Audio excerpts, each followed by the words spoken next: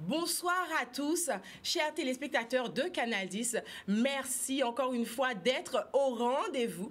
Aujourd'hui, Secret de femme. Je suis Quidvi, je serai avec vous durant ces prochaines 45 minutes. Vous connaissez déjà Secret de femme, c'est notre rendez-vous hebdomadaire. L'occasion de partir à la rencontre d'une femme, d'une queen afro-caribéenne qui a envie, en tout cas, de partager avec nous sur ce plateau en toute intimité, avec beaucoup de convivialité, surtout avec bienveillance et sans tabous, Jaconnette, son histoire inspirante, son parcours atypique, ses récits de vie singuliers. Merci encore une fois d'être au rendez-vous. Je vous rappelle que nous sommes en direct télé, nous sommes également en direct Facebook et en toujours qu'après on le plaisir à faire autres anti-coucou si Facebook là. Alors, pas hésiter, si vous avez anti-commentaire, anti-message, voilà, nous qui prenons nous, gardez tout ça. Je vois déjà Sabi Bibine qui est connecté, Chrissy John qui est connecté. Donc, j'attends vos coucous. Aujourd'hui, c'est une très belle émission et j'espère que vous allez prendre plaisir à la regarder avec moi. Je reçois une magnifique queen qui me fait l'honneur d'être avec nous aujourd'hui, qui fait preuve aussi de courage. Vous allez comprendre un petit peu pourquoi. Elle a vraiment une histoire particulière et une histoire forte. Aujourd'hui, nous allons parler de deuil. Nous allons parler de la libération au travers de différents événements de vie et elle a accepté vraiment de partager ces moments de vie avec nous sans tabou. Mercedes est une jeune femme de 27 ans. Elle est, on va dire, une double nationalité, on peut dire ça, canadienne et, on dit guadeloupéenne, pour ne pas dire française, guadeloupéenne, bien de chez nous. Elle est née au Canada et elle a connu la Guadeloupe très tardivement, en tout cas en profondeur très tardivement. Et aujourd'hui, elle est très attachée à la Guadeloupe. Mais il n'est pas venu équipe pour parler nous de ça, double culturel, mais elle est également venue nous parler d'une épreuve, on peut dire, très difficile qu'elle a eu à vivre on va dire au début de ces années de jeune femme, c'est le deuil de notre cher. D'ailleurs, si vous également, sur le Facebook, si vous avez connu une histoire similaire, on attend également vos témoignages. Mercedes, bonsoir. C'est vraiment un honneur pour moi de t'accueillir aujourd'hui. Je suis vraiment très heureuse. Et puis, je te souhaite la bienvenue dans Secret de femme. On sait que ça fait un petit moment. Quand t'es qu'à attendre ça, comment vas-tu? Ça va bien, merci Queen V. C'est un honneur d'être ici sur ton émission Secret de femme. Je suis fan en Canada et ici, donc c'est cool d'être ici en personne. Je trouve ce que tu fais avec cette émission, c'est vraiment un cadeau très puissant. Le fait que tu prends le temps de voir et entendre et découvrir la femme plus creux que ce qui est présenté à la surface. Ça vraiment démontre que tu as fait ce travail en toi-même et le fait que tu donnes un espace pour donner reconnaissance à cette magie que tu trouves et à cette magie pour honorer et célébrer, c'est très spécial et c'est un honneur d'être ici pour donner la représentation aux Guadeloupéennes déplacées et aussi à d'autres femmes sur ce cheminement de libération avec toi. Tout à fait. Je vous l'avais dit, que vous commencez un petit peu à comprendre. Mercedes parle anglais, normalement. She speaks English. Mais aujourd'hui, en tout cas, elle va faire l'effort. Et c'est même pas un effort pour elle, c'est vraiment un plaisir. Elle me l'a dit, de pratiquer, en tout cas, le français. Alors, j'espère, en tout cas, que vous allez être indulgents avec elle. Et on va pratiquer un petit peu d'anglais et également un petit peu de français aussi avec elle. Donc, on se met vraiment à l'aise. Je vous l'ai dit, c'est une très belle personne, une très belle âme et elle a accepté vraiment de se livrer à nous. Vous avez déjà entendu, libération au niveau du deuil. On va parler de ça et on va parler de ça sans tabou. Mercedes, je l'ai dit, tu as 27 ans et tu as déjà vécu un événement assez douloureux de ta vie de jeune femme. Tu avais quel âge quand c'est arrivé? Donc, en 2019, j'ai perdu mon partenaire. On était ensemble pour 10 années. Je ne me rappelle pas exactement de l'âge, je pense 24 que j'aurais été. Donc oui, c'était une énorme événement de ma vie qui... C'était une longue relation. Tu as dit déjà relation. 10 ans, donc ça faisait un moment que vous étiez ensemble, une relation bien établie. Oui, c'était ma première relation, actually, donc c'était une grande partie de moi. Une grande partie de toi. Yeah. C'était également comment tu décrirais cette relation? Une belle relation? Oui, c'était une très, très belle relation, une très forte amitié. Et c'était aussi une relation très... fusionnelle? Well, c'était comme une relation, la première relation que j'ai eue. Donc, ça inclut beaucoup de nos traumas qui n'étaient pas résolus encore. Donc, on répétait beaucoup de les cycles de famille qu'on n'a pas résolus. Donc, il y avait des choses difficiles. Il y avait quand même des problématiques, on va dire, du couple. Mais tu vas jusqu'à dire que tous les deux, vous aviez des traumas d'enfance non résolus. Oui, tous les deux, on avait des choses. Mais je dirais que quand il est décédé, il y avait beaucoup qui étaient encore pas résolus. Donc, ça l'a laissé beaucoup une grande... ça m'a laissé avec... Un grand vide. Un grand vide et beaucoup de travail à faire. Beaucoup de travail. Beaucoup de travail à faire. Est-ce que tu peux nous parler de son décès à cette personne? Oui, donc le décès était très traumatique. C'était un accident très, très traumatique. Traumatisant? Oui, pour un accident de voiture? Non, c'était un accident de fusil. Donc, c'était très imprévu et une grande arrêt à la vie. Donc, oui, ça c'était l'accident.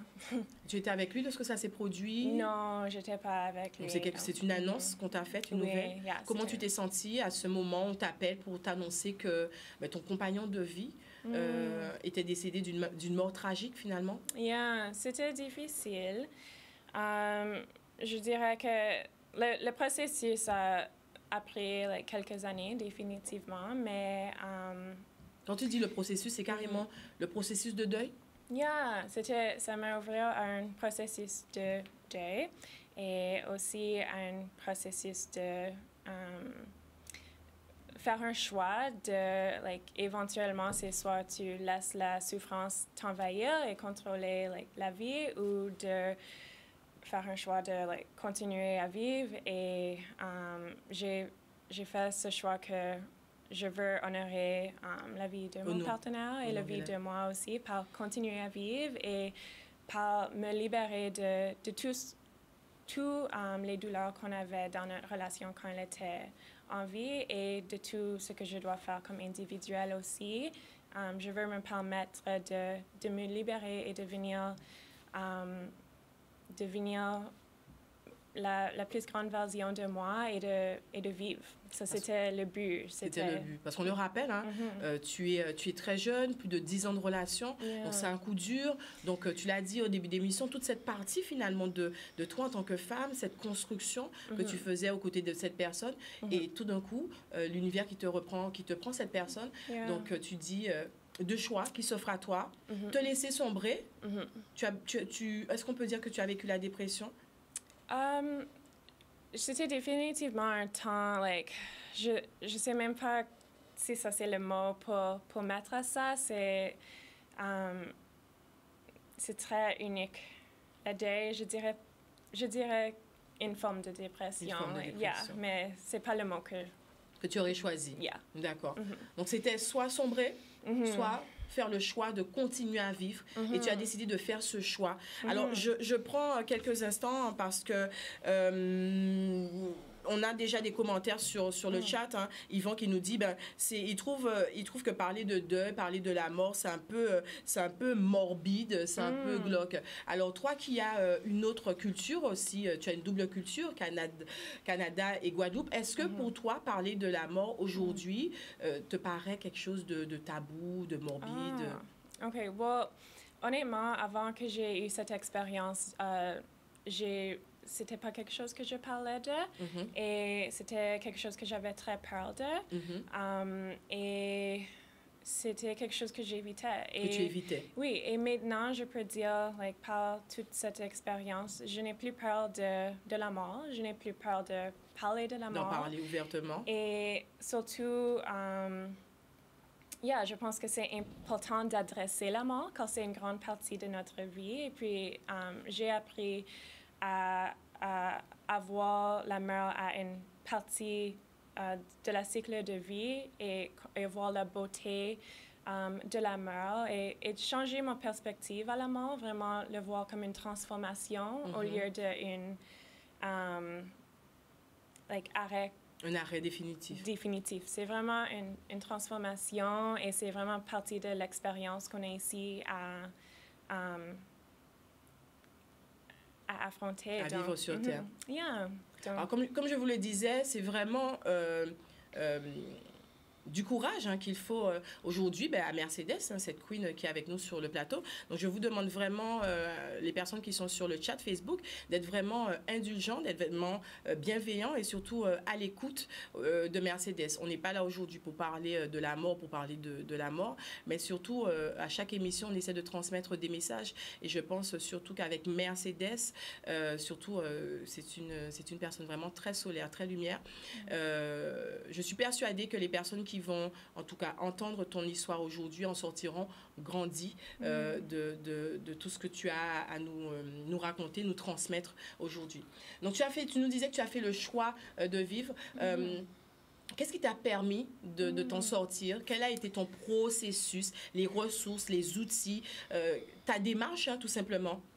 OK. Well, je dirais que souvent, quand quelqu'un meurt, c'est très facile de vraiment focaliser juste sur le bien de la relation et de un peu, juste choisir de voir le bien dans la relation. Mais pour moi, ce que la mort a fait, ça m'a vraiment fait confronter la vérité et de regarder la réalité de notre relation qui était qu'il y avait beaucoup de bonnes choses, mais il y avait aussi beaucoup de choses difficiles. Et une de ces choses difficiles, c'était la codépendance. J'étais très codépendant à lui. Donc, quand il est décédé, c'était vraiment la première fois que je suis toute seule. C'était ma première fois à être indépendant, à être... C'était juste moi. Une grande partie de mon identité avait décédé en lui. Tout à fait. Mourir. Alors, je devais commencer le processus à me découvrir sans l'influence de mon partenaire. De ton partenaire. Je devais commencer la découverte de qui je suis. Réellement. Réellement, sans... donc, avec la codépendance, comme lui était vraiment le centre de ma vie, tout ce que je faisais, c'était vraiment centré à plaire à ses besoins et pas être trop connaissant de quels sont mes besoins. Quels sont tes besoins en tant que jeune femme, en tant que femme, en tant qu'individu, tout simplement. Donc c'était une grande... c'était très, très difficile au début, mais je peux dire qu'il m'a aidé beaucoup. J'ai appris à connecter que, surtout l'amour ne meurt jamais. Et donc, quand quelqu'un transforme et se va à cette prochaine étape de cette expérience, on a appris à... Notre connexion était très forte. Donc, par la connexion à l'énergie, on a appris à commencer à communiquer et à guérir de les choses qu'on devait guérir ensemble pour se permettre de se libérer nous deux. Parce que lui, de l'autre côté aussi, devait se libérer. Nous deux, on devait se libérer. Tu sentais ce poids? Oui, c'est un peu nécessaire pour évoluer. Sinon, je resterais toujours... coincée, on peut dire, dans ce souvenir, dans ce deuil, dans ces souvenirs meurtris. Yeah, donc avec tout ça, je dis, like, vraiment, ça c'était un temps de, like, il est décédé et aussi j'ai décédé. Et puis... Une partie de toi, en tout cas. Oui, une partie de moi a décédé et ça c'est vraiment où j'ai compris, like, la possibilité de la renaissance. Et je peux dire que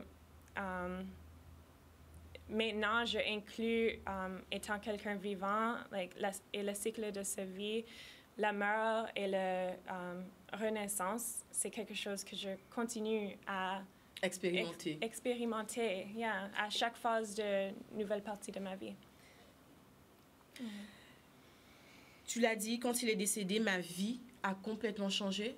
Tu dis, tu es partie à la découverte de qui tu étais vraiment et qu'il t'a fallu du courage pour faire ça.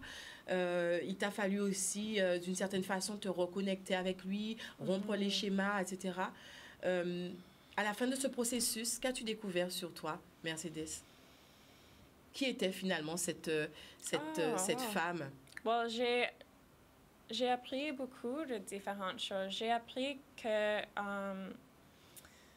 j'adore apprendre de nouvelles choses et j'adore créer. Et la souffrance, pour moi, j'ai su que je dois transmuter la souffrance. Pour le sortir de mon système, je dois trouver des manières à le littéralement le sortir et le créer, le changer de forme.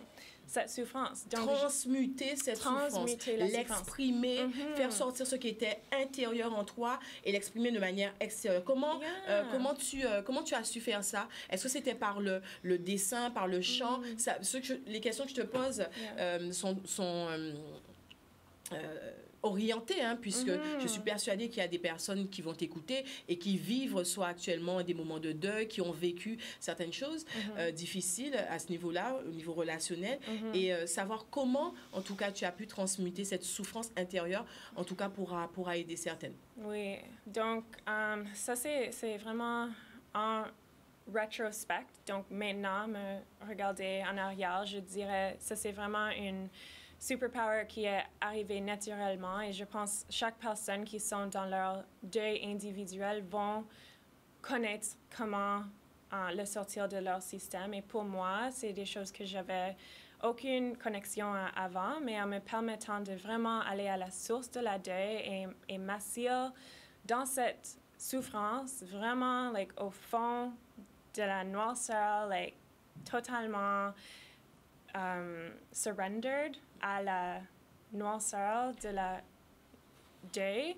C'est-à-dire l'accepter, ne pas nier le deuil, mais vraiment l'accepter et te permettre de vivre intensément en profondeur ce deuil. Oui, juste te permettre d'aller dedans, de ne pas avoir like, de distraction, de retenue, de distraction, etc. Yeah, donc quand j'ai allé là, j'ai commencé à juste avoir un peu de téléchargements et des mots commençaient à me venir. Et pour moi, ça a pris beaucoup de solitude, beaucoup de temps seul pour me permettre d'avoir ces émotions. Et puis, j'ai commencé à connecter à la guérison d'énergie. J'ai aussi commencé à me permettre d'écrire la poésie. Et puis, en faisant like, ces choses aussi me permettent de vraiment écouter mes rêves. Ça, c'était une bonne façon pour moi d'être en connexion et d'avoir les compréhensions de comment bouger ce que je devais de mon système. Et chanter, ça, c'était une autre chose. Chanter aussi? Yeah. La chanson t'a aidé? Donc, on peut dire que d'une part, l'écriture t'a aidé? La chanson aussi? Oui. Est-ce que ce sont des choses que tu pratiquais déjà? Non. Comme tu le dis, non. C'est vraiment ce travail que tu as fait sur toi qui finalement a révélé cette partie que tu ne connaissais pas. Tu l'as dit, tu es partie à la découverte et ça en est sorti ça également. 2 livres que tu as écrits? Oui, donc après 1 an et demi dans cette deuil, quand je suis finalement sortie de l'autre côté et je pouvais me libérer, nous deux, on pouvait, like, OK, c'était une renaissance. Tout à coup, il y avait un livre, c'est pas celui-là, c'est l'autre, ça s'appelle Remembering Deathlyhood. Donc, ça, c'est un livre qui est une compilation de tous les poèmes que j'ai écrits durant ce temps. Mais ça, c'est la mauvaise image. Il va montrer. Alors, quelles sont la thématique principale des poèmes que tu as abordés? Est-ce qu'on peut dire que c'est la mort, le deuil ou la libération ou pas que? Est-ce qu'il y a quand même, au travers de ce recueil, des poèmes qui célèbrent la joie ou la vie? Absolument. La beauté. C'est ça que la mère m'a montré, c'est qu'il y a vraiment de la beauté dans la mère. Dans cette transformation, dans cette libération. Donc, naturellement, le livre allait du début à juste l'autre début qui est comprendre, accepter la mort et l'immortalité et la renaissance aussi. C'est celui-là qu'on voit juste ici. Donc ça, c'est là. Ça t'a pris combien de temps pour écrire ce bouquin? C'était pas planifié. C'était pas du tout. Donc juste après. C'était ta façon à toi, comme tu l'as dit, de libérer cette souffrance. Donc quand j'ai fini ce livre, c'était clair, wow, cette partie de ma vie, maintenant je peux vraiment aller à la prochaine étape. C'est sorti. Je peux le partager, je peux partager cette histoire maintenant aussi parce que c'est plus un constraint, ça contrôle plus ma vie.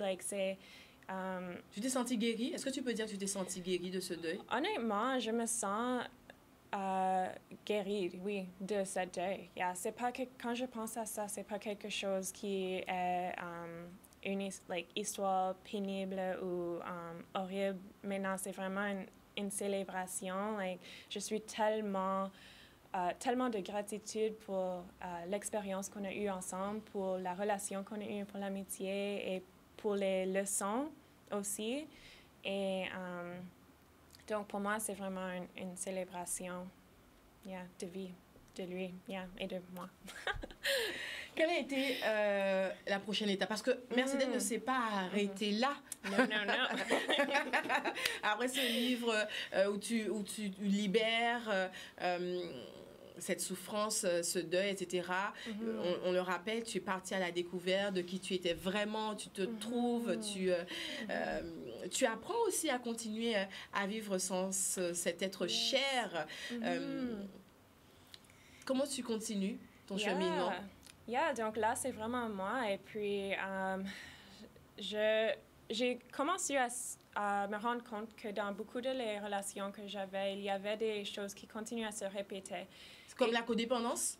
Un petit peu, ou juste, les tendances de plaire aux autres et les choses comme ça. Je sais pas, il y avait il y avait des choses qui se répétaient. Et puis comme on veut dire des schémas répétitifs au sein de tes relations. Et ça, tu t'en rends compte?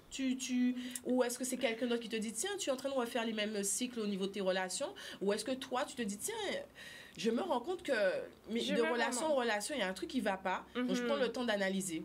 Je prenais le temps d'analyser parce que ça, c'est très important pour moi. C'est d'apprendre ces leçons et ces schémas qui se répètent. Et puis, il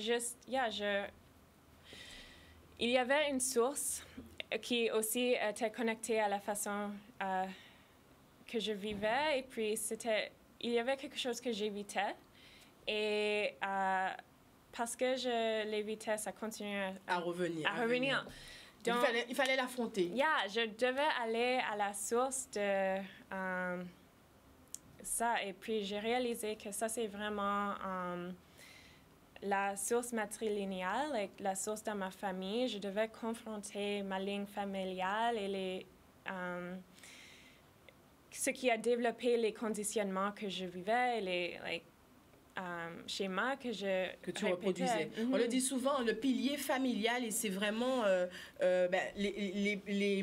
les premiers éléments qui vont conditionner l'enfance, qui vont nourrir en tout cas nos croyances, nos valeurs et qui vont bien évidemment générer attitude, notre comportement, notre relation aussi avec les autres. Donc quand tu as découvert que ça te venait de ce pilier, qu'il y avait en tout cas des choses sur lesquelles il fallait travailler sur cette lignée familiale, qu'as-tu fait? Tu es partie en profondeur.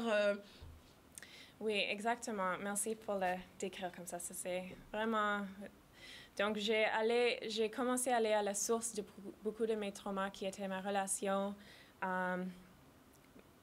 je peux dire matrilinéale. Ça, c'est, je devais m'individuer de like ma mère aussi. Je devais me permettre de devenir ma propre personne. Me permettre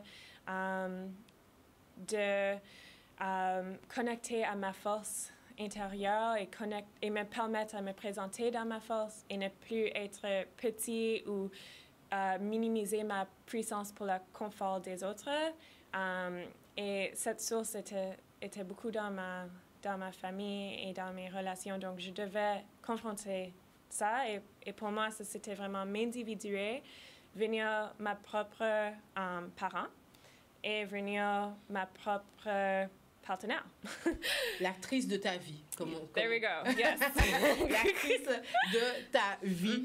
Alors, est-ce que finalement, quand tu as décidé de cheminer au niveau de, on va dire, l'histoire de ta famille, l'histoire de ta lignée familiale, tu as été plutôt vers la relation père-fille ou vers la relation mère-fille? Quels ont été les blocages ou les traumas qui ont fait surface de manière plus forte? Oui, c'était définitivement plus mère-fille. J'étais élevée par ma mère. Mon père n'était pas partie de ça. Donc, pour moi, il y avait beaucoup à visiter et à guérir ensemble, pour moi et pour ma mère. Et puis ça change de dynamique. Maintenant, c'est une libération entre daughter and mother, like mère-fille. Donc, en me libérant aussi, je permets aussi à ma mère de se libérer et en ma mère libérant, elle permet à moi de se libérer. Et puis, ça c'était... C'était difficile? Bon, oui, c'est difficile, définitivement, mais c'est... Qu'est-ce qui était le plus difficile pour toi? Finalement? Parce que dans cette part de découverte, lorsqu'on va à la rencontre de notre histoire familiale, parfois on peut se heurter aussi à l'autre qui n'a pas envie de parler de son histoire, parce que c'est l'histoire aussi de ta maman. On peut se heurter aux secrets de famille. Qu'est-ce qui a été difficile pour toi? Pour moi, c'était juste vraiment créer des limites et accepter, chaque famille a des choses qu'ils travaillent dessus et a des différentes façons qu'ils vont gérer ça. Et puis, pour moi, prendre de l'espace, c'était très important pour me permettre de m'individuer parce que j'ai trouvé que si je faisais pas ça, les schémas se continuent à répéter et les conditionnements ne se arrêtent pas. Donc, vraiment prendre le temps séparé pour se permettre d'apprendre les leçons individuelles qu'on doit apprendre et aussi, juste donner l'espace pour faire nos propres guérisons et s'individuer. Alors, on va essayer. Alors, c'est vrai que, sous le chat, je prends le temps, vous voyez, c'est une émission qui est en direct. Vous le savez, je fais vraiment l'effort, en tout cas, que le message que la Queen d'aujourd'hui soit compris. Donc, j'essaie de reformuler. Je fais en sorte que vous ayez l'information de manière assez simultanée. Donc, n'hésitez pas à dire en commentaire s'il y a des parties sur lesquelles vous souhaitez qu'elle revienne. Hein. Parce qu'on me dit, par exemple, Georges qui nous dit « J'aime son accent, mais ce serait plus sensé de la traduire. » On essaie. On ne pourra pas traduire tout ce qu'elle dit mot à mot, mais je fais toujours des petits résumés des parties, en tout cas, qui sont les plus importantes. Et encore une fois, Mercedes a voulu faire cette émission en français parce que elle revendique aussi son côté guadeloupéenne. Elle a envie de s'intégrer, elle a envie de pratiquer son français. Donc, encore une fois, on est avec elle pour ça aussi. C'est une émission qui a vocation à inspirer d'autres personnes. Donc, on est avec elle pour ça. Donc, encore une fois, indulgence, bienveillance. Et je fais le maximum pour, en tout cas, vous donner le noyau, en tout cas, de ce qu'elle dit. Voilà. Donc, Mercedes, avant cette parenthèse, tu nous disais que de cette confrontation avec ta lignée familiale, il était important pour toi de te retrouver, toi, en tant qu'individu, en faisant fi de toutes ces croyances, de tous ces schémas de ta lignée familiale, de savoir qui était Mercedes. Tu sors d'une relation, comme tu l'as dit, de plus de 10 ans, de codépendance avec ce partenaire de vie qui t'a accompagné, un décès traumatisant, et là, tu te regardes, tu te dis, mais finalement, je suis qui, Mercedes, après ces 10 ans? Et là, tu pars à la découverte de qui tu es. Se passe une période de libération, tu te libères de ce deuil, tu l'as dit. Il te fallait trouver une façon, en tout cas, d'exprimer, d'extérioriser ce mal et cette souffrance que tu as eue. C'est passé par différentes formes, tu nous l'as dit. L'écriture, on a vu un bouquin que tu as sorti, on va parler de ton deuxième bouquin par la suite, mais également le chant. Tu continues en disant que ton processus ne s'arrête pas là. Tu es en bon chemin, tu as envie de continuer à percer, à découvrir qui est Mercedes. Et là, tu pars à la découverte de finalement cette compréhension. Mais pourquoi je répète certains schémas? Pourquoi il y a ces comportements qui se répètent et que je ne comprends pas finalement?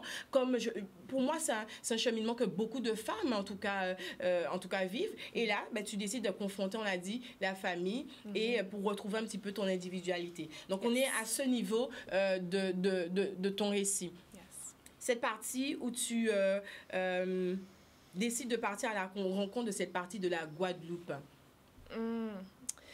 À quel moment ton cheminement, ça arrive? Well, OK. Donc, ça, c'est quelque chose qui... Ça, c'est quelque chose que j'ai commencé quand j'étais très petit, mais qui a seulement actualisé dans mes 20 ans. Au début, quand j'avais 20 ans, je pense, j'ai commencé à venir ici.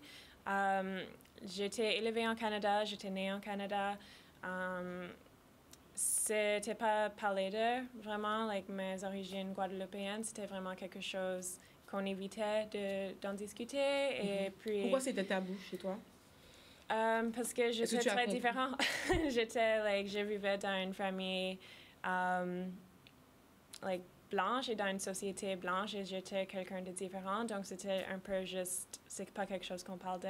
C'était vraiment une partie de ton histoire supprimée. Yeah. Tu n'as jamais eu l'opportunité d'en discuter ouvertement avec ta maman?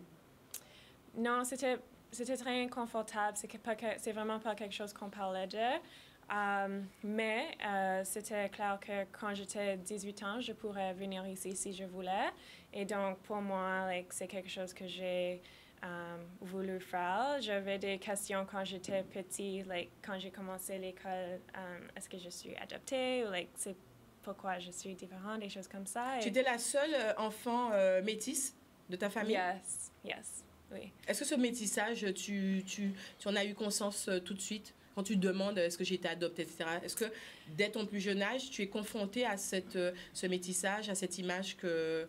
Honnêtement, non. C'était vraiment juste quand j'ai commencé l'école, mais que les autres enfants me rendaient compte que j'étais différente. Donc, ça s'est commencé. Mais ma mère a toujours été honnête avec moi que j'ai l'autre côté de ma famille est ici en Guadeloupe et que quand je peux faire assez d'argent et que je suis prête, après que j'ai 18 ans, je peux venir. Et donc, ça, c'était mon but. Et j'ai décidé de faire l'école en français en Canada pour qu'un jour, je peux communiquer avec ma famille ici.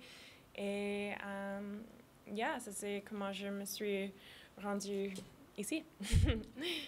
Et c'est une très grande réussite pour moi parce que ça a pris beaucoup de résilience. C'était définitivement... Quand tu dis beaucoup de résilience, pourquoi? Qu'est-ce qui a été compliqué pour toi? Puisque ta maman, elle était d'accord, elle t'a donné le feu vert. Yes. Quand tu te sens prête à découvrir cette partie de ta culture, cette partie de ton identité, clairement, tu peux. Elle t'a donné le feu vert. Oui, mais il y a encore des conditionnements. C'est encore être dans le milieu de deux mondes très différents. Alors, je pense qu'il avait... Quand j'étais plus jeune, ça c'est 20 ans, il y a encore... Ça fait 7 années de développement de ces pensées limitantes que j'avais, mais il y avait de la peur de séparer, de... La peur de partir à la découverte de l'inconnu, finalement?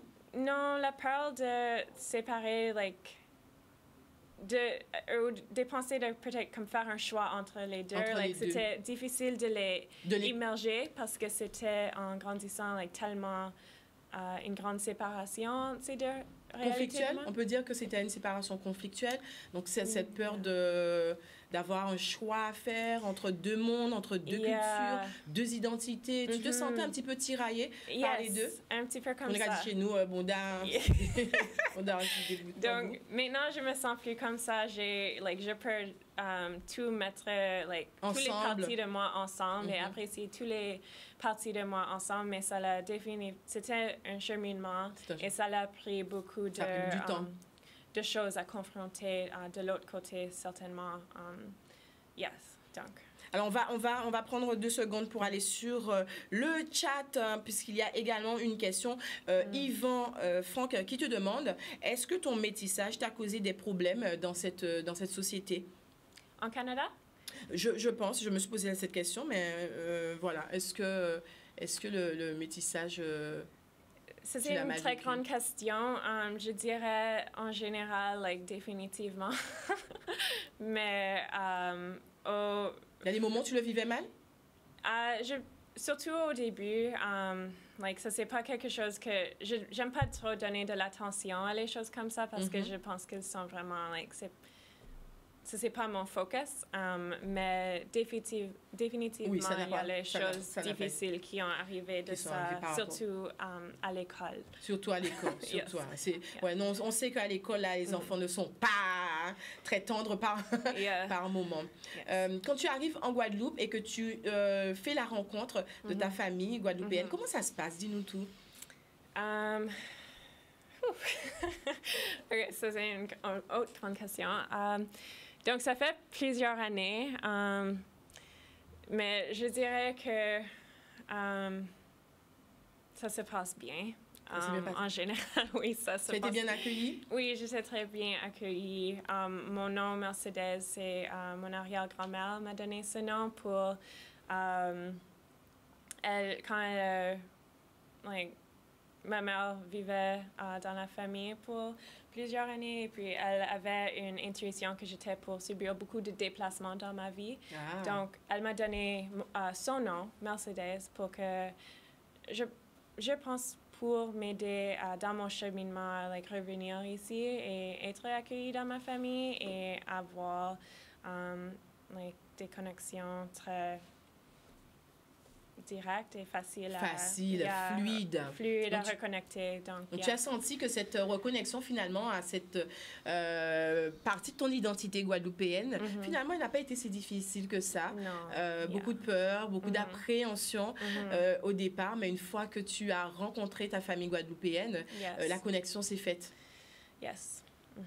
Surtout au hôtel. Je suis quelqu'un qui est très connecté au paysage et à la nature. Et puis, moi, c'est vraiment ce qui vraiment me manquait, c'était le paysage, et la nourriture. Et donc, je me sens vraiment bien être dans ce climat.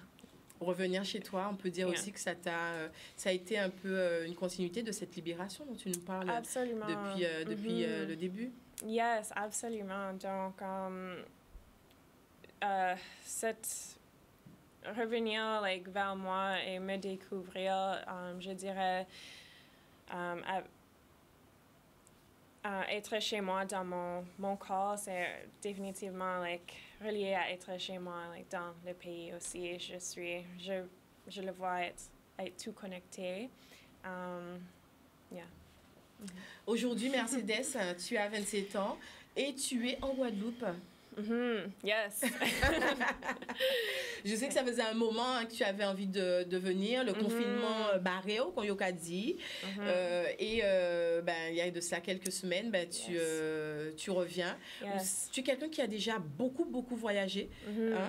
Pourquoi la Guadeloupe? C'est la fondation. Donc, ça c'est... je me sens très bien ici. Je me sens nourrie ici et c'est une des premières places dans ma vie où je ne sens pas comme je dois courir ou que je suis en mode de survie. Je suis automatique. Et là, tu te sens apaisé, on peut dire. Yes, yeah. Tu te sens bien? Oui, Qu'est-ce que tu aimes faire en Guadeloupe justement pour contribuer à ton bien-être et à ton bonheur? Oh my God, manger les fruits et les légumes, like, définitivement, j'adore la nourriture. On peut dire que tu es une végane, hein? Yes. Tu es végane? Et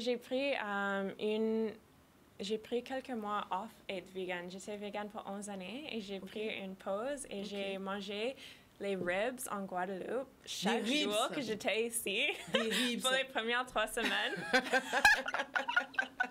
Et c'était si bon, mais maintenant je recommence à être vegan parce que c'est mieux pour moi, mais j'ai aimé cette période de découvrir. Tu es ouverte à ça, comme tu l'as dit tout à l'heure, tu es curieuse de la vie. Et tu dois adapter et écouter à ce que ton corps demande. Et puis, ribs étaient essentiels pour le moment.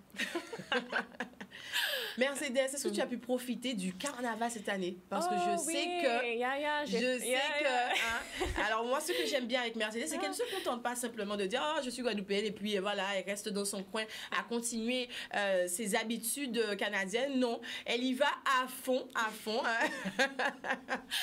Et Waikuri, par exemple, derrière Akio, c'est ça? Oui, j'adore Akio. Ouais. J'ai aussi fait Mass Liberté, mais Akio... j'adore. Pratiquer la culture du pays dans lequel tu es, c'est important pour toi? Surtout la culture avec laquelle tu te reconnectes, puisque tu es guadeloupéenne, mais très peu de temps ici. Ça fait 7 années que je reviens. J'essaie de passer les hivers ici, mais avec COVID, les dernières 2 années, je ne pouvais pas. Mais reconnecter avec le Gwoka, ça c'est quelque chose, je commence à faire des cours de danse, parler créole. Pourquoi parler créole? Don't put me on the spot. Allez, Mercedes! On veut savoir sur le chat, est-ce que Mercedes peut nous des petits mots créoles? OK. Oui, je peux parler créole, mais je suis un peu sur le spot. Demande-moi quelque chose, Queen. Je vais essayer. On va pratiquer, n'est-ce pas? On va pratiquer. Yeah. Alors, Mercedes, aujourd'hui, Kao Café, qu'est-ce que tu fais? Je dis là, moi, parler avec Queen Bee. Oui, ou quand parler avec Queen Bee. Moi, libérer. Okay, I'm not that good at speaking Creole yet. En tout cas, l'effort est là. Yeah. On va pas te taquiner en tout cas plus longtemps sur ça. Mercedes, tu as apporté quelque chose? Yes, OK, donc parce que je sais que depuis que ton retour en Guadeloupe, cette connexion aussi, tu as décidé d'aller au-delà de tout ça et de créer aussi des essences. J'aime bien dire le terme essence. Comment tu définirais? Donc, je crée des... comme je disais plus earlier, transmuter la souffrance était très important pour moi, mais aussi transmuter les célébrations et la joie de vie et ma libération, c'est très important pour moi. Et une des façons que je fais ça, c'est par créer des huiles médicinales et corporelles. Et donc, ça, c'est une chose que j'ai appris durant ce cheminement de reconnecter avec moi, c'est que j'adore les plantes, j'adore créer les huiles et puis Quand tu dis que tu adores les plantes, est-ce que ça aussi c'est quelque chose qui te vient de ta famille ou est-ce que c'est durant, comme tu nous l'as expliqué, ton processus, ton cheminement que tu l'as découvert et tu as essayé justement de voir où ça menait? Ça s'est beaucoup connecté à ma reconnexion, à mes connaissances ancestrales et à mes racines. C'est très naturel pour moi. J'ai appris beaucoup de les plantes et de la cycle de vie par la nature et par les plantes. Et puis, il démontre vraiment comment la transformation arrive et aussi comment c'est possible d'alchimiser, c'est vraiment? To alchemize. L'alchimie. L'alchimie. Donc, pour moi, créer ces huiles, c'était vraiment partie de mon alchimie, de changer de forme, de changer d'essence. Et j'adore voir comment une plante peut transformer de forme et continuer sa vie en chaque différente forme. Il y a beaucoup de magie. Est-ce qu'on peut dire que tu es gâtée en Guadeloupe avec nos plantes? Oui, nos plantes. Yes. Est-ce que tu trouves de quoi justement créer? Yes. Tes Je suis plus dans la partie d'apprentissage, d'apprendre à propos de toutes les différentes plantes ici. Donc, j'ai hâte à ça. Yeah. Alors, tes plantes, tes plantes, justement, ce sont des plantes en bouteille, comme on peut dire. Yeah. Alors, quels sont les bienfaits? Okay. Je sais que tu es très sur la libération, se sentir bien, se reconnecter en tant que femme, se faire du bien aussi. Yes, donc est-ce que tu veux voir? OK, donc le premier, c'est Plantago Major Oil. Et puis ça, c'est pour les irritations de peau. Ça, c'est une plante médicinale en Canada qui s'appelle Plantago Major. Et c'est... Alors, c'est une plante que tu trouves essentiellement au Canada. Au Canada, yes. Et tu en as fait donc une huile. Oui. Comment s'appelle cette plante? Plantago Major. Et ça aide à vraiment te reconnecter à la terre. En anglais, on dit grounding. L'ancrage. L'ancrage. Ceci t'aide à l'ancrage. L'ancrage. Donc, il y a aussi bien des bienfaits, on peut dire, sur le plan émotionnel, spirituel, mais également aussi sur le corps aussi, puisque tu as dit pour l'irritation. Oui, donc il y a des bienfaits spirituels et aussi physiquement. Donc, irritation de peau, eczéma, les choses comme ça. Mais c'est très ancré. Et j'ai cueilli ça de la terre et transformé dans toutes les formes. Et c'est une huile très guérissante. D'accord, très bien. Yeah. OK. Zingiber officinalis oil, c'est le deuxième que j'ai créé. Et ça, c'est beaucoup à connecter à la confiance en soi, le self-worth. Okay. C'est très connecté au plexus solaire. Le chakra du plexus solaire, yes. D'accord. Donc ça mais pour moi, c'était une libération de mon essence de businesswoman, de ma création, de ma... et de ma confiance. Celui-là, c'est connecté à ma libération de ma femme, primale, you know? OK. Yeah. Donc, chacune, c'est une partie de moi qui est sortie. Et puis, celui-là, c'est Theobroma Cacao Oil. Donc, ça, c'est une huile de cacao. Et puis, ça, c'est pour connecter à la sensualité et la sexualité et la connexion de tous les sens. L'énergie, les sens. OK. Yeah. Ça, c'est la première collection. La première collection. Donc, on peut en attendre les prochaines. Yes. Et ça, c'est la première collection pour Queen Bee. Ah, super. Yeah. Ben, merci infiniment. Mercedes, justement, si on a envie, si les personnes qui te découvrent aujourd'hui ont envie d'une part, peut-être d'acquérir tes bouquins, d'autre part, de s'offrir ces huiles, on le rappelle, qui ont des bienfaits sur la guérison, on a dit spirituelle, émotionnelle, mais également physique. Où est-ce qu'on peut te contacter? Comment on peut te joindre? Donc, mon contact, c'est sur Instagram, @Johanna_Mers. Il faut y aller doucement. Vas-y, Mercedes. Yes, et puis ça c'est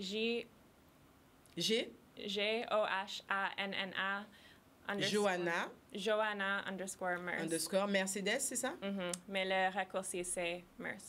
M-E-R. C-E. Yes. M-E-R-C-E et Johanna. C'est ça, Johanna devant, _, merci. D'accord, très bien. Nous arrivons à la fin de cette émission. Est-ce que je te donne la parole? Voilà, je te donne la parole. Qu'as-tu envie de dire? C'est vrai que le mois de mars aussi, c'est le mois de la femme. Je sais que tu es une femme qui est très impliquée, très engagée auprès de la gente féminine. Cette curiosité, ce besoin de toujours chercher à comprendre la femme, comment elle fonctionne, son cheminement. Et c'est le mois pour ça aussi. Donc, n'hésite pas. Si tu as également envie de communiquer avec ta famille en Guadeloupe, tes amis en Guadeloupe, passer un message aussi. Et pourquoi pas, toutes ces personnes qui ont vécu le deuil aujourd'hui ou avant et qui ont peut-être, pourquoi pas, des difficultés à s'en sortir. En tout cas, tu as le champ libre. On t'écoute, Mercedes. OK, je dirais que c'est possible de t'en sortir de la deuil et de transformer. Permets-toi de trouver ta créativité et relâcher ton essence et te permettre de continuer à vivre. En ce moment où je suis dans ma libération, c'est vraiment me permettre d'être vue et entendre et pratiquer à utiliser ma voix et à prendre de l'espace. De prendre ta place dans ce monde. Prendre ma place et me présenter dans ma force. Et ça, c'est vraiment un saut, je pense, dans la libération qu'on prend. Et je suis fière d'être ici. Tu es fière d'être ici, reconnaissante aussi. On est fiers de toi, Mercedes aussi. Merci, Queen Bee. Et je veux aussi dire, tu montres vraiment à beaucoup de femmes, surtout les femmes guadeloupéennes, que se présenter dans sa force, c'est vraiment possible de trouver le succès dans le développement personnel et aussi dans le business, de se permettre d'être vue. D'être épanouie en tant que femme dans tous les domaines, tous les piliers de sa vie. Et donc, j'apprécie tout ce que tu fais et le chemin que tu invites beaucoup de femmes à se mettre dessus. Et puis, j'espère qu'en montrant, étant quelqu'un qui avant était très enfermé, et gêné, et petit, et timide, réservé. Et réservé, que c'est possible de changer, c'est possible d'évoluer, et c'est possible de sortir grandi surtout. C'est possible de vraiment réclamer sa force féminine intérieure, et puis j'espère que ça invite d'autres femmes. L'autre femme de se libérer. À suivre un cheminement vers la libération. Chaque femme qui se libère permet à la prochaine de se libérer. Et ainsi de suite pour les générations à venir. Mercedes, on fait un dernier petit tour du côté du chat, puisque on a quand même reçu pas mal de messages. Alors, Dominique Morin, coucou Dominique, en tout cas, moi, des mots là, t'es passé. Dominique, il nous dit, j'ai pris l'émission en cours, mais on ressent une joie pour Mercedes d'avoir retrouvé ses racines. Yvan Franck qui te taquine un petit peu, Mercedes, il te dit, comment on dit bonjour en créole? Bonjour. Belle bonjour. Belle bonjour. Belle bonjour. Ghislaine Calif, coucou Ghislaine, qui nous dit très beau prénom en tout cas, Mercedes, bravo. Elles sont une fierté aussi que tu sois guadeloupéenne. Edith Kedi, les filles, qui nous dit belle émission, très courageuse et très émouvant, beaucoup de tristesse, on le ressent, c'est une émotion en tout cas qui est partagée.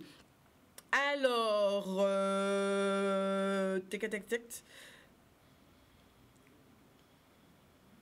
j'aime beaucoup la philosophie de Mercedes. Il y a beaucoup de messages, donc j'essaie de vous lire. Linou Naelo qui nous dit j'aime beaucoup la philosophie de Mercedes. Mais en tout cas, on espère en tout cas que l'histoire de Mercedes, son récit, pourra en tout cas inspirer d'autres femmes. Alors, Yvan qui demande est-ce que tes bouquins sont traduits en français? Non, pas pour le moment. Mais l'huile de gingembre, ça c'est ça? L'huile de gingembre. Oui, et l'huile de cacao. L'huile de cacao. L'huile de Plantago Major. Voilà. Très bien, d'accord. Donc, malheureusement, ces bouquins ne sont pas traduits en français. Donc, si vous avez parlé anglais, si vous avez lu anglais, voilà. Et pourquoi pas, ce sera peut-être prochainement. Mercedes pensera... L'évolution. Voilà, l'évolution. Mercedes pensera à traduire ces bouquins en français. Mercedes, qu'est-ce qu'on peut te souhaiter en tant que femme? Voilà, une jeune femme. Qu'est-ce qu'on peut te souhaiter pour l'avenir? Aussi bien sur le plan personnel que sur le plan professionnel, puisque tu es en Guadeloupe et on espère que ça t'ouvrira des portes et de belles opportunités. Merci. Qu'est-ce qu'on peut te souhaiter de plus? Je suis écrivaine et il a montré un petit il va montrer les deux, deuxième livre. Je viens juste c'est pas sorti encore, mais c'est un peu le preview. Ça s'appelle Discovering the Lands of My Body, découvrir les terres de mon corps. Et ça, c'est vraiment le prochain cheminement que je viens et que je continue de vivre. Découvrir mes terres intérieures. Continuer à te découvrir, continuer dans ce processus de libération qui te fait du bien. Dernière question, après on arrête de t'embêter, Mercedes. Est-ce que Mercedes a retrouvé l'amour? Oh, ça c'est une bonne question. Oui, avec moi-même. Et c'est une belle... c'est une réponse joker, hein, ça. Hein? Je sais qu'il y a des personnes là qui voulaient savoir, est-ce que Mercedes, est-ce qu'elle a retrouvé l'amour? Est-ce qu'elle se sent heureuse, épanouie? Mais tu nous dis que tu as retrouvé l'amour, en tout cas, l'amour de toi-même. Oui, et on ne peut pas tout dire sur la télé, mais... On avait dit ça à vous, Mercedes. En tout cas, merci infiniment, Mercedes, pour ton authenticité, pour ta lumière, pour ta sincérité. Au travers de tes mots, on sent que tu es une personne mais vraie, authentique. Et c'est ce que j'aime avec toi. Ça se reflète au travers de ton travail aussi, puisque j'ai eu cette opportunité de travailler avec toi sur le plan digital, hein, puisque tu maîtrises aussi cette partie digitale. Et au travers de ton travail, on ressent ton implication avec les autres, cet accompagnement. Merci en tout cas pour ça. Merci d'avoir accepté d'être avec nous aujourd'hui sur le plateau, même si pas été forcément facile pour. Tu tenais à faire cette émission en français. Tu m'as dit, j'ai révisé, je me suis appliquée. Voilà. Merci à tous ceux qui nous ont suivis aujourd'hui. Je vous rappelle, Secret de Femme, c'est vraiment une émission qui va à la rencontre de parcours différents, de récits atypiques, d'histoires inspirantes. Et en tout cas, j'espère qu'aujourd'hui, vous avez pris plaisir à découvrir, à partager ce moment avec Mercedes qui est revenue en Guadeloupe et qui aime cette Guadeloupe. Et cette Guadeloupe te le rend bien. Et puis voilà, c'est tout ce que j'ai à dire. En tout cas, encore une fois, merci. Et puis nous, on se retrouve la semaine prochaine. Notre rendez-vous hebdomadaire le mardi, c'est le clin d'œil événement. L'occasion de découvrir de nouveaux projets, de nouveaux événements qui ont lieu en Guadeloupe. Et le vendredi, Secret de Femme. On part tous les vendredis à la découverte d'une nouvelle queen. Merci à tous ceux qui ont parlé de mon petit... blazer bleu là, je sais que vous avez apprécié cette petite couleur bleu roi. C'est l'occasion pour moi de remercier mon sponsor, mon partenaire pour cette saison 4 Secret de Femme. C'est Marie-Carmen, créatrice guadeloupéenne qui s'appelle Cindy Galas, qui a créé sa marque. Vous savez que j'aime ça, j'aime soutenir les femmes, mais pas que. Mais voilà, j'aime soutenir les femmes qui entreprennent, qui créent de nouvelles choses. Et voilà, Marie-Carmen, c'est la marque qui m'habille, qui sponsorise cette émission. Donc, n'hésitez surtout pas à aller voir ce qu'elle fait sur les réseaux sociaux. On a du prêt-à-porter, on a du sur-mesure. Et puis voilà, c'est une petite tenue très sympathique. Vous allez pouvoir la retrouver sur Instagram, puisque là, vous ne la voyez pas. Le petit body, le petit short, voilà. Donc, n'hésitez pas à me rajouter sur Instagram. Vous voyez, est-ce qu'on peut mettre... le nom Instagram juste en bas, voilà, Black Queen V. Vous n'hésitez pas, vous me rajoutez sur Instagram, vous allez pouvoir découvrir les looks du jour et puis plein d'autres choses. On discute, on se lâche toujours sans tabou, avec beaucoup de bienveillance et un brin d'humour. Voilà, tout est dit. Je vous souhaite un excellent week-end, même si pluvieux. Voilà, prends pied azote, panélé azote. Et puis je vous embrasse.